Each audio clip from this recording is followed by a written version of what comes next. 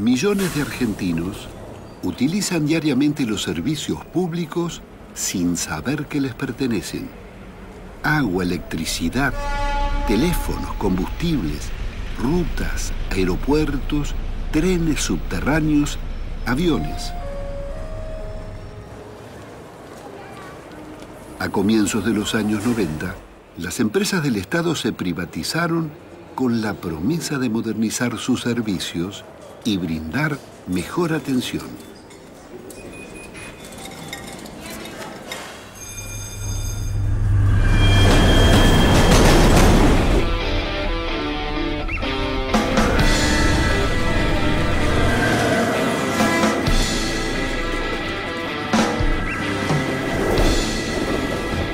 La privatización del transporte terminó en un colapso.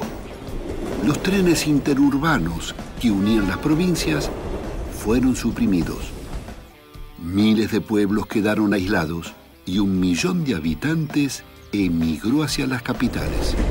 Hace mal el servicio, como 15 20 minutos de demora, es una vergüenza. Veníamos viajados como ganado. Parecemos chancho viajando acá. Sardinas somos acá. Apretado, colgado, pero hay que viajar, no queda otra. Acá no hay seguridad para embarazadas, para personas lisiadas. Tengo miedo de volver ahora, yo no sé si vuelvo. Pierdo presentismo, pierdo premio, nadie da la cara. Necesitamos que haya más frecuencia. Si no se queda el tren o si no te matan acá, te mata el tren. El Estado no puede ser que esté subsidiando a estas empresas para que viajemos de esta manera. Todos los días, todos los días. Para ganar 3 mangos tenemos que viajar como chancho. Ellos después no te devuelven la plata del abono. Porque todos los días anda mal y el empleador no te lo cree que anda mal. ¿A dónde está la guita, loco? ¿En qué entiende?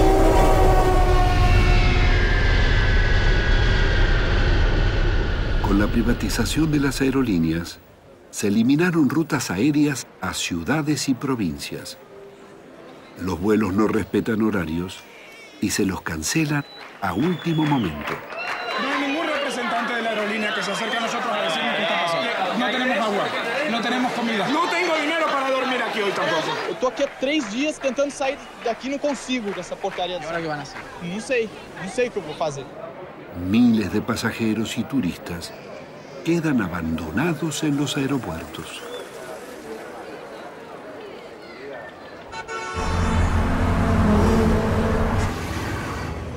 Jamás se vivió en el país una crisis semejante.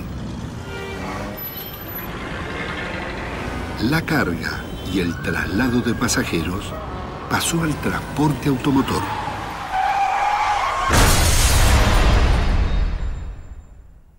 Las calles y carreteras quedaron saturadas. Los accidentes fueron en aumento. Solo en el 2007, la guerra del automotor provocó decenas de miles de heridos y más de 8.000 muertos.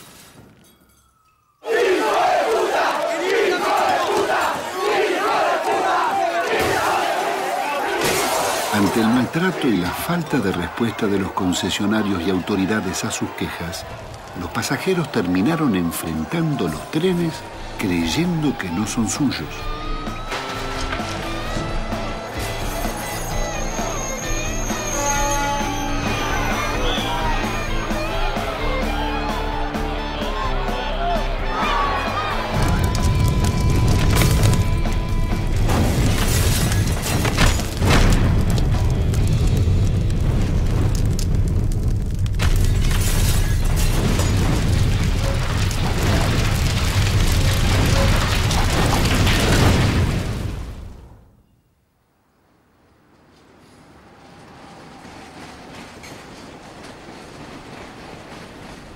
Decime, Ramón, ¿tiene razón el pasajero en reaccionar así?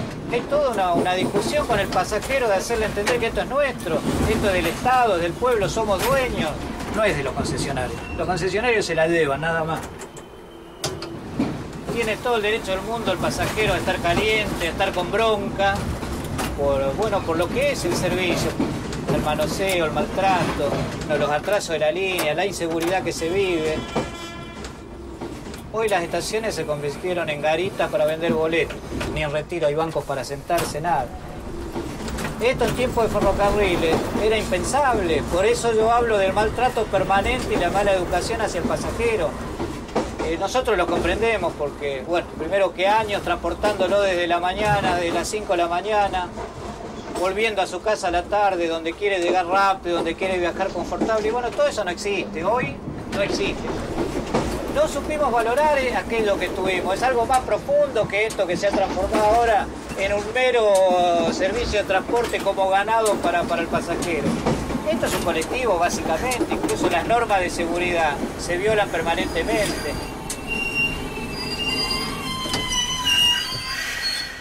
Nosotros tenemos una relación muy complicada con el pasajero porque al ser la cara visible de la empresa es el pasajero donde descarga toda su bronca, todos sus reclamos, todas sus quejas. Entonces tenemos una relación compleja, en algunos momentos de gran agresividad. En otros momentos tenemos una relación, y aparte porque nosotros lo hemos buscado, una relación de diálogo, tratar de explicar cuál es nuestra ubicación en la empresa, saber que nosotros también padecemos el mal servicio.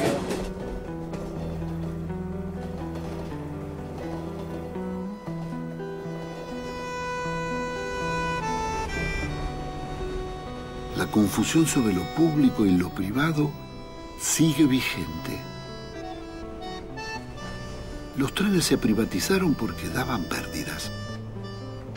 Pero los servicios públicos están para dar ganancias o para servir a la comunidad. ¿Acaso deben dar renta las escuelas o los hospitales públicos?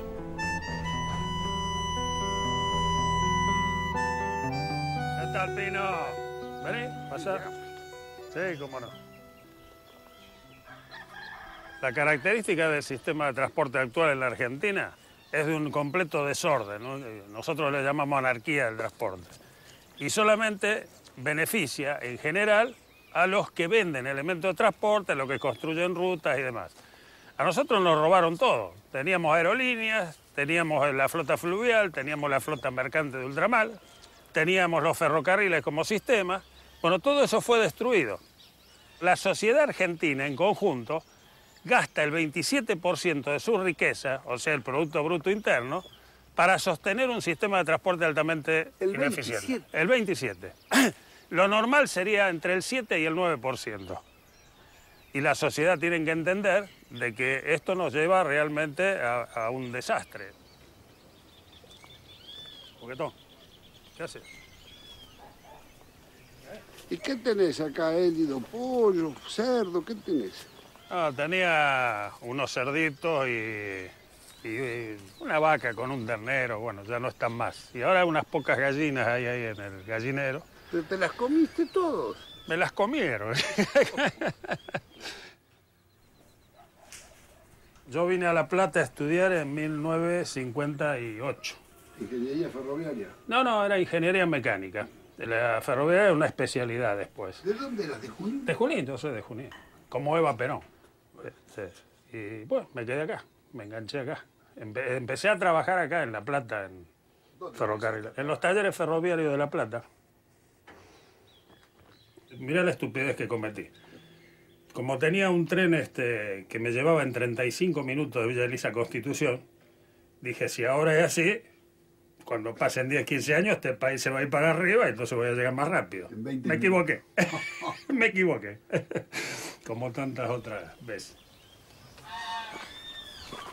En Argentina se debe a algunos debates de fondo, ¿no? Es el conocimiento del patrimonio público, lo que los argentinos poseemos y qué podríamos hacer con esas cosas que son de nuestra propiedad. Yo fui profesor varios años. Hago una crítica enorme a la universidad, porque la universidad fue cooptada por la mentalidad esta de los negocios y de preparar semiprofesionales, porque a veces no se llega a eso, tecnicaturas, como se llama ahora, para seguir el modelo de saqueo que hay en la economía. Entonces, el hecho de que se dé o se corra un glaciar, como en Veladero, Pascualama, se corran glaciares, se envenenen las aguas y demás, y que el gobernador de esa provincia haya sido uno de los autores de la ley de minería, esta piratería que hay en la Argentina, silencia a los grandes medios, silencia a las universidades, silencia a los intelectuales, a todos, ¿no? Entonces no hay debate. la mayor derrota que tuvimos no es la económica, es la cultural. Es decir, no hay pensamiento crítico. El pasajero tiene que sentir de que eso que circula, esos trenes, esos coches, esas locomotoras, esos rieles, son de él, son nuestros. Y es la primer conciencia que se debe tomar. ¿Cuáles son los bienes públicos y los privados? ¿A quién le pertenecen? ¿Al gobierno? ¿A las empresas o a los ciudadanos? ¿Y quién mantiene y administra los servicios públicos? ¿Fueron más eficaces y menos corruptos en manos privadas o estatales? ¿Qué derechos tienen los usuarios sobre ellos?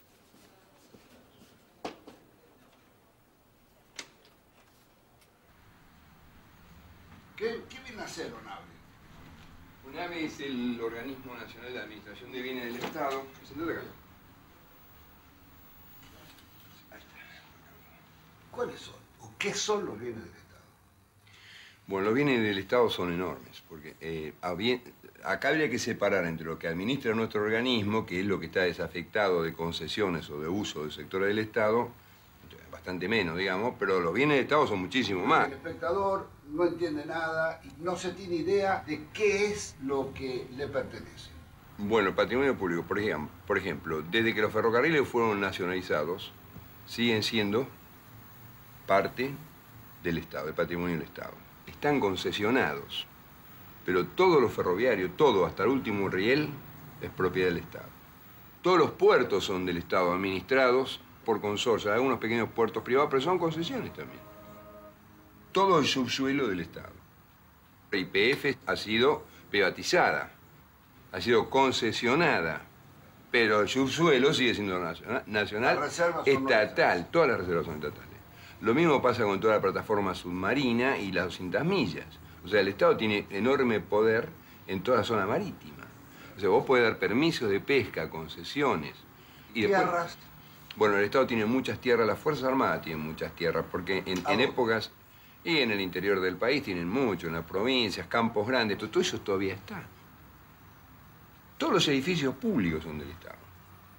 Todos los edificios públicos están asignados, yo no los administro porque están asignados a un ministerio, a administración. ¿Cuántos son los edificios públicos? Hay miles. Te voy a decir algo, no está claro el relevamiento de los bienes. Ni siquiera el Estado mismo sabe lo que tiene. Ni siquiera el Estado mismo sabe lo que tiene. ¿Qué tiene en qué sentido? No tiene el inventario completo de sus bienes. No está nunca completo.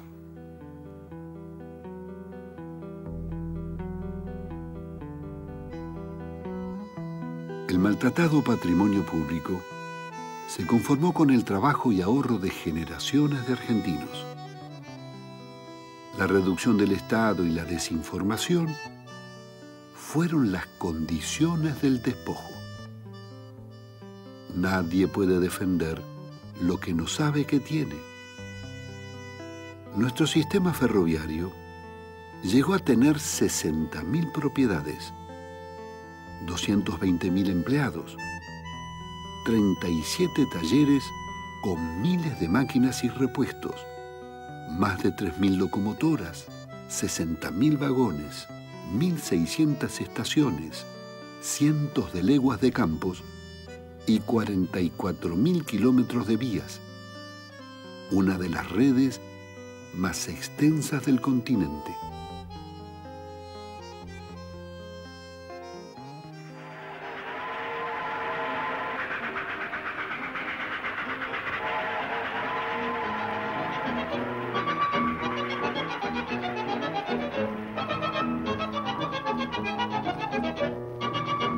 Este es el antiguo ferrocarril del oeste, es el primer ferrocarril nacional, se crea en 1857 y lo toma la provincia de Buenos Aires, lo desarrolla, lo expande y que tiene una organización eficiente y que entra en competencia con los primeros ferrocarriles ingleses que se empiezan a instalar, en donde les demuestran de que se pueden hacer las cosas de forma diferente, pero a pesar de eso la gran presión del gobierno inglés, de los ferrocarriles ingleses, es que se malvende a través del primer cipayo nuestro, que es Juárez Celman.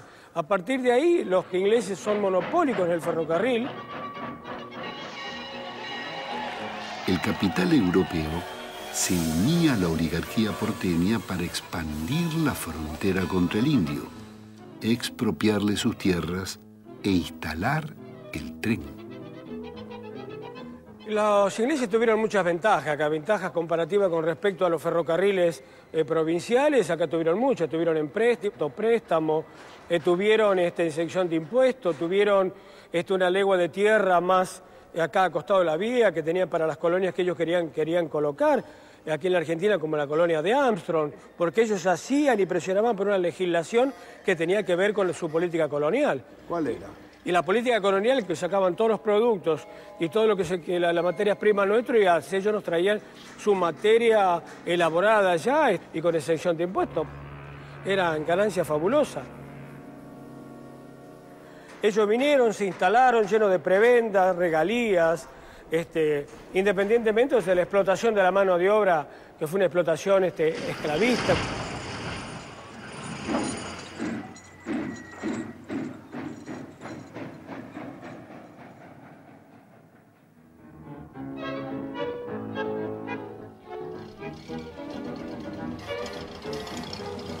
Las compañías inglesas y francesas aportaban su avanzada tecnología y experiencia ferroviaria. En 20 años, los trenes unían Buenos Aires con el centro, oeste y norte del país. Reparando vagones y locomotoras, en los talleres comenzarían a ser una industria nacional.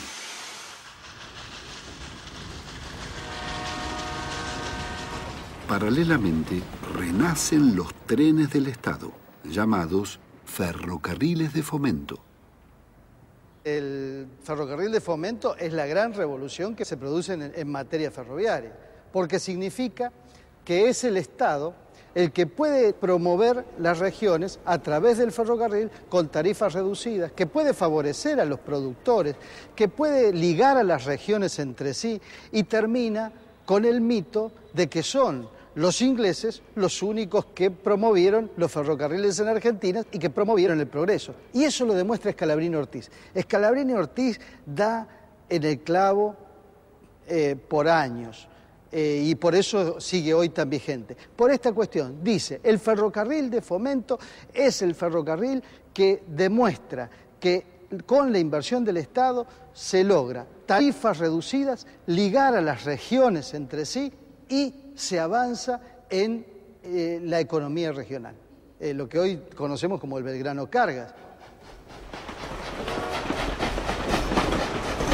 Esos ferrocarriles fueron los más largos y los más extensos. Atraviesa 17 provincias, tiene 10.000 kilómetros de vía, lugares a donde, por supuesto, el capital ni se pensaba que podía llegar porque no le daba ninguna ganancia. Allí estaba el ferrocarril de fomento. Es donde el ferrocarril que les llevó agua a los lugares donde no la había. Es decir, es el ferrocarril que ligó a la nación.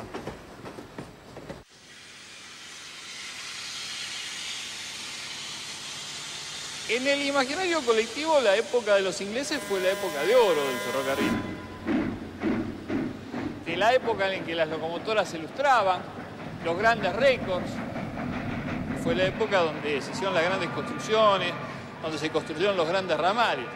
Lo que la mayoría de la gente no sabe es que esas construcciones se hicieron con garantías del Estado, se hicieron con subsidios, se hicieron con plata de los argentinos.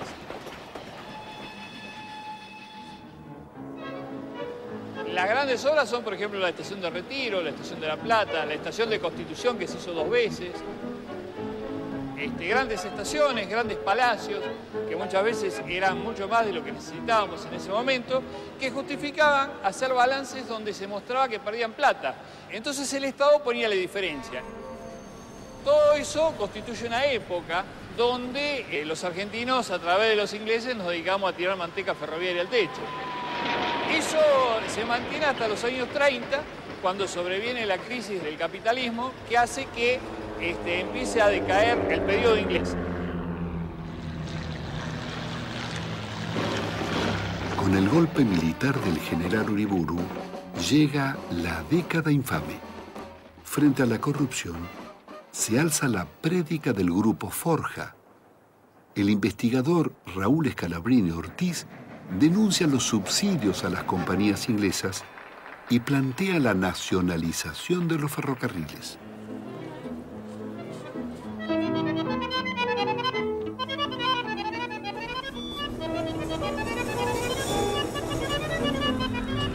La llegada del gobierno de Juan Perón termina con la Argentina neocolonial. Se nacionalizan los servicios públicos, los depósitos bancarios y el comercio exterior. Nacen los ferrocarriles argentinos. Esa riqueza vuelve a la fuente que le dio origen. Los rieles son del pueblo. Al finalizar la Segunda Guerra, Gran Bretaña le debía a la Argentina 2.000 millones de pesos. La deuda es canjeada por todos los ferrocarriles. Los ferrocarriles se compraron con una habilidad extraordinaria de Miguel Miranda. Él hizo correr primero la voz de que nosotros compraríamos los ferrocarriles. Los ingleses, que habían terminado la guerra y andaban un poco pobres, se vinieron enseguida a venderlos. Cuando llegaron, Miranda le dijo, no, nosotros no hemos dicho nada, dicho eso es una cosa, bueno, pero si ustedes los vendieran y nosotros los compraríamos, ¿cuál sería el precio? Le dijeron el valor de libros. ¿Y cuánto es el valor de libros? 10.000 millones de pesos argentinos. Miranda lo miró y se rió. Le dice, ¿cómo vamos a pagar 10.000 millones de pesos por fierro viejo? No era fierro viejo. Estaban funcionando cerca de 50 y tantos mil kilómetros de vía con estaciones y en muchas partes una legua a cada lado, que era lo que le habían dado en la concesión inicial. Había pueblos, había 26.000 propiedades de los ferrocarriles. El Dock Sud, el puerto de Buenos Aires, era de los ferrocarriles ingleses. Los ingleses estaban duros, porque para negociar los ingleses son muy hábiles y muy duros. Y un día cometieron un error. Lo vieron a Miguel Miranda y le dijeron, vea, si ustedes nos pagan 6.000 millones por los ferrocarriles, nosotros le depositamos a usted y a Perón en un banco que ustedes nos indiquen 100 millones de dólares. Al día siguiente, claro, estos negocios se hacen así. Al día siguiente Miranda a Diana ya estaba golpeándome la puerta de mi pieza en la residencia y me dijo, vea general, ya está listo este negocio, lo vamos a sacar porque si nos ofrecen una coima para que le paguemos 6.000 millones porque no valen los 6.000 millones. Bueno, siguió discutiendo y un día vino y me dijo, bueno, está cerrado el asunto. Los conseguimos los ferrocarriles por 2.029 millones de pesos. En el contrato de compra-venta, Miguel Miranda le puso que se compraban bienes directos e indirectos de los ferrocarriles. Esos indirectos representaban 26.000 propiedades que tenían los ferrocarriles en el país. Esto no se dieron cuenta los ingleses cuando se hizo el contrato de compra-venta. Por eso Mr. Eddy, cuando se firmó, se desmayó.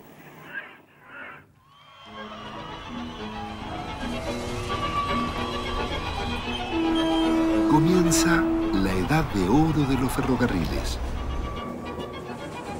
La red supera los 50.000 kilómetros. El tramo Buenos Aires-Rosario se cubría en 3 horas 30. Se termina una de las mayores obras de la ingeniería nacional, iniciada por el presidente Hipólito Yrigoyen, el tren de las nubes a 4.300 metros de altura.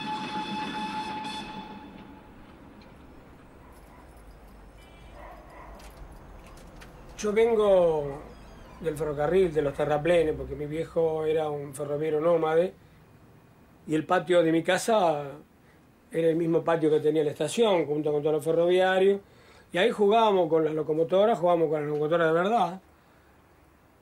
Empiezo a estudiar en la escuela industrial, pero el viejo me saca al año y me manda a la escuela fábrica que había creado Perón, porque necesitaba 1 millón de técnicos para el primer plan quinquenal. Y sin decirme agua, me manda. Yo le pregunto, ¿por qué me sacás de acá? Se había probado. Y me dijo, el general te necesita, y se acabó. Me da la ropa, me da la camisa kaki, me da los zapatos méritos, me da los útiles, me da todo. A partir de ahí empecé a estudiar y empieza el amor de los materiales. Había que aprender y estudiar el laberinto de los números, porque si nosotros no estudiábamos las matemáticas, jamás íbamos a comprender por qué el metal vuela, por qué el metal flota y por qué el metal se desliza sobre los rieles. El gran mérito del ferrocarril argentino es haber formado las escuelas, que el menemismo fue lo primero que rompió, ¿no es cierto? Tanto la Escuela de Técnicos Ferroviarios como la Escuela de Ingenieros Ferroviarios, ¿no? Entonces nosotros desde nuestro país podíamos generar la mano de obra y la inteligencia para manejar nuestra propia empresa. ¿Qué estás haciendo, Norberto? Estoy trabajando con un protector para una bomba sumergible.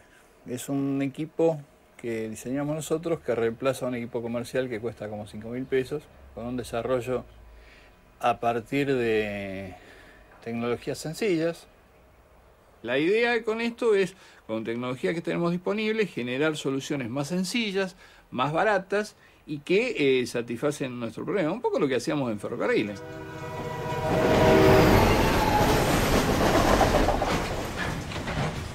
Fundamentalmente, la política de sustitución de importaciones permitió generar la industria. Los vagones de madera de esa época los traíamos de Inglaterra, hasta la madera, hasta los tornillos traíamos de Inglaterra. Bueno, empezamos a fabricar tornillos, empezamos a fabricar las tablitas de madera, empezamos a reconstruir los vagones que teníamos de la época de los ingleses y después empezamos a fabricar vagones acá. Después de esos vagones construimos coches, después de los coches hicimos coches con aire acondicionado. Dentro de las cosas que veía el gran público tuvimos los dos trenes hospitales, el tren Alma, que era el tren del Trocha Angosta, y el del Policlínico, que era de Trocha Ancha. Después tuvimos los coches cines.